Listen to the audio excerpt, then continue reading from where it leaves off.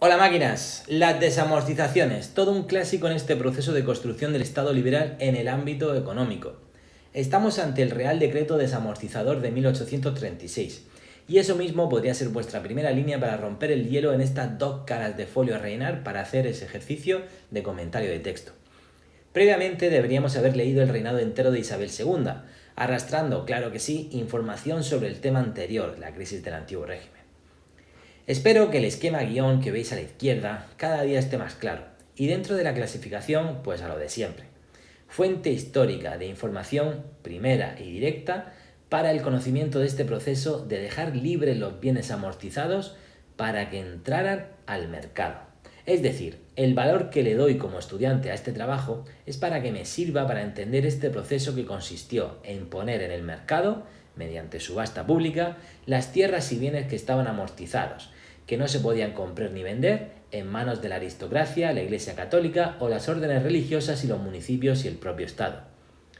Texto, por tanto, de carácter socioeconómico.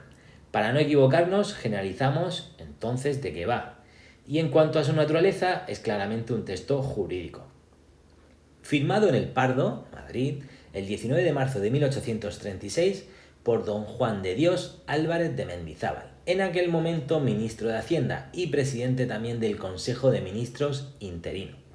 En los sucesivos meses culminaría esa revolución liberal española, volviendo a poner en vigor toda la legislación revolucionaria de las Cortes de Cádiz y del trienio liberal, lo que puso fin al antiguo régimen en España.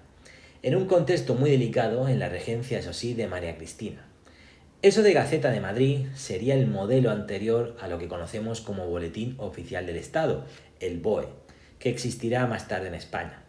Aquí quedarían publicadas todas las normas del Estado. Mendizábal es el hombre clave y de él partirá el modelo de desmantelamiento del antiguo régimen en España.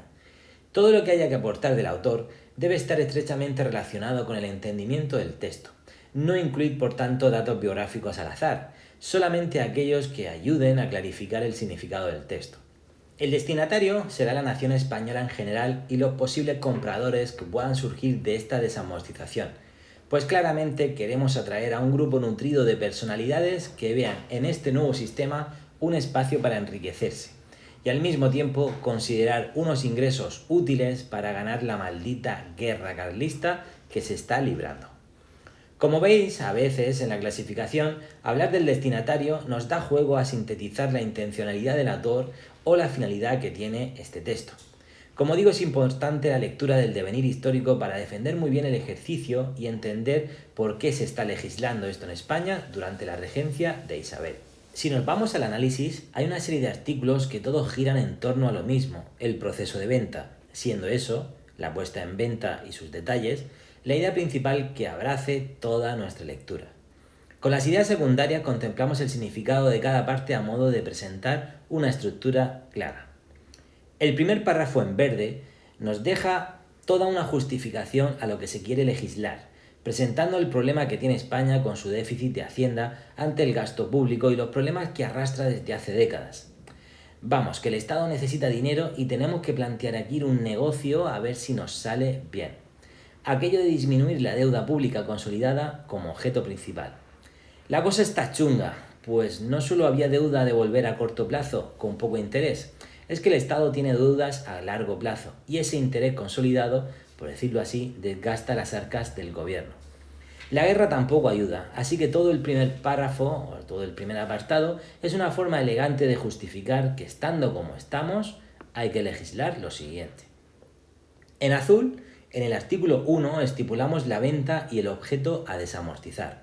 En lo referido a los bienes de toda especie, los raíces, los de la tierra, los inmuebles, podían ser propios, eso es, patrimonio de los municipios que los ayuntamientos arrendaban, y de comunes, patrimonio o propiedad comunal, con disfrute para todos, los bosques, los montes. Importante peso tiene aquí las llamadas manos muertas, propiedades que no se cultivaban del clero y órdenes militares, cofradías y obras pías como hospicios o sanitarios que el gobierno quería poner a disposición de quien pudiera comprarlas. En amarillo, en el artículo 2, hay una mención especial a ciertos edificios, aunque no quita esto que en todo este proceso España perdiera gran cantidad de edificios que hoy serían patrimonio arquitectónico de gran valor a proteger. A continuación, en el artículo 13 se dan las directrices para amortizar la deuda y en el 14 se aclara la idiosincrasia y procedimientos a seguir y obligaciones de los compradores. Sería algo así como los conocidos vales reales, títulos de deuda pública que aparecen en este último apartado. Ni se te ocurra volver a copiar literalmente las obligaciones jurídicas o responsabilidades que contrae cada una de las partes. Un buen análisis es sintetizar el contenido y explicar en conjunto el valor que tiene ese artículo, no parafrasear el mismo entre comillas. Tras el análisis, podemos dejar claro en algún momento que este procedimiento ya lo defendían ciertos ilustrados en el siglo XVIII. Lo planteó el pobre Godoy y se intentó durante la Guerra de Independencia y el Trienio Liberal. Además, las desamortizaciones de Mendizábal, como afectaron en su mayoría a la Iglesia, serán denominadas como las desamortizaciones eclesiásticas. El contexto histórico puede ser muy difícil de gestionar, pero no salgas de esta regencia de María Cristina, donde a fin de cuentas descansa este quehacer político de acabar con el antiguo régimen en los despachos y en el campo de batalla contra los carlistas. Tras la fecha, podríamos valorar si sirvieron para algo estas medidas, si finalmente se consiguieron sus propósitos o se pudieron aplicar. Podríamos incluir la otra importante desamortización de Madoz durante el bienio progresista de Isabel II y otros intentos parecidos durante el sexenio revolucionario y más tarde. Como sabéis, entre las consecuencias del documento, y ya conectando con tus propias conclusiones, me gustaría hablar de negocios, de los negocios que esta desamortización acarreó. En lo político fue un buen negocio, pues los bienes convertidos en propiedad privada dieron la oportunidad y luz a terratenientes y a la capitalización de la economía española un poquitín más para moldearse a las tendencias europeas.